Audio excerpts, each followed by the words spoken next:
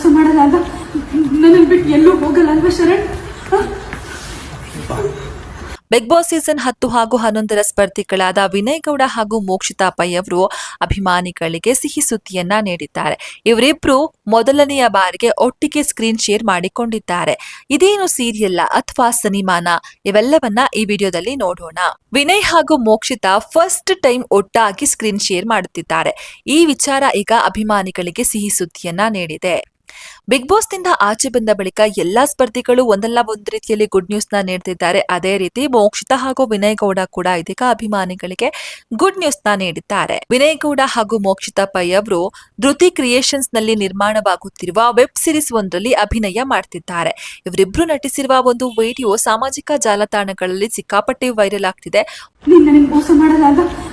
ನನ್ನನ್ನು ಬಿಟ್ಟು ಎಲ್ಲೂ ಹೋಗಲ್ಲ ಅಲ್ವಾ ಶರಣ್? ವೈರಲ್ ಆಗಿರುವ ಕ್ಲಿಪ್ನಲ್ಲಿ ಮೋಕ್ಷಿತಾ ಪೈ ಹಾಗೂ ವಿನಯ್ ಗೌಡ ಅವರು ಅಪ್ಪಿಕೊಂಡಿರುವುದು ಕಂಡು ಬಂದಿದೆ. ಸದ್ಯ ಇದನ್ನ ಕಂಡಂತಹ ಅಭಿಮಾನಿಗಳು ಫುಲ್ ಖುಷಿಯಾಗಿದ್ದಾರೆ.